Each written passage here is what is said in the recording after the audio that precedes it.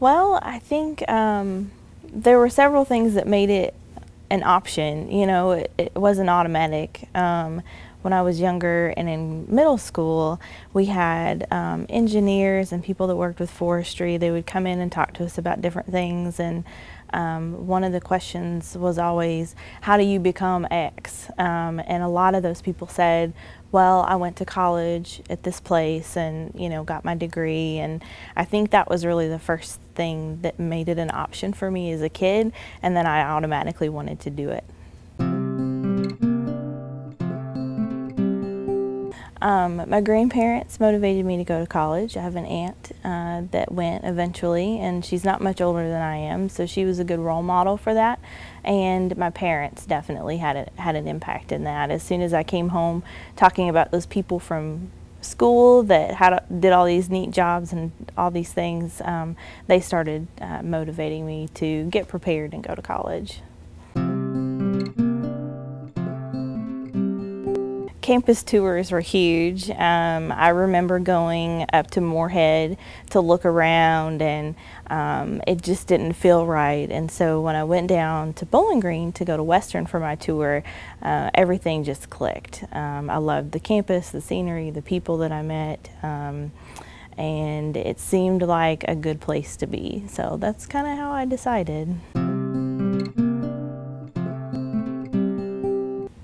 Looking back, it's a blur from now. It just seemed so quick and so exciting, and there was all kinds of new things. Everything was brand new, new people, new styles, new classroom styles, the campus was huge in comparison to what I was used to. And so, I mean, everything felt really new and exciting and a little bit scary because I didn't know what to expect and didn't really have a good gauge for what to expect.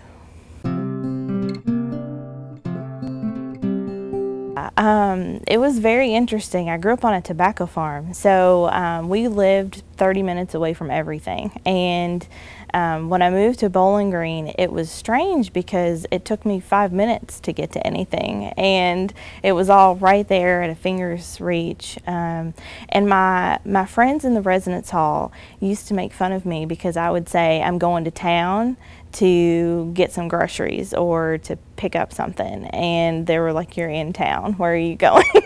When you say you're going to town, where are you going?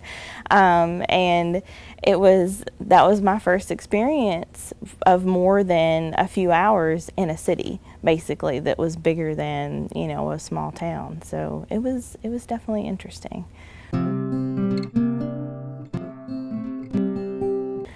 I didn't know how to study. I was just clueless about studying.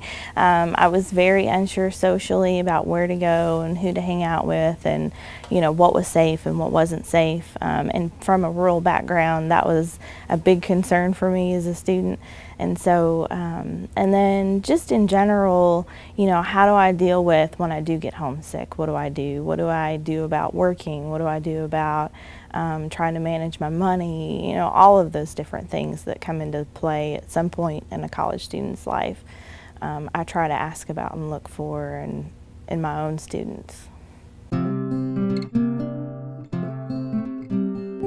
I think that first year and all the lessons that I learned the hard way, and the lack of support has definitely shaped the way that I work with students now. I'm very cognizant of when a student comes into my office, I look for nonverbals and I ask questions and probe to try to figure out, are they struggling with any of the things I struggled with when I first came into campus? And that's something that I think about on a very regular basis.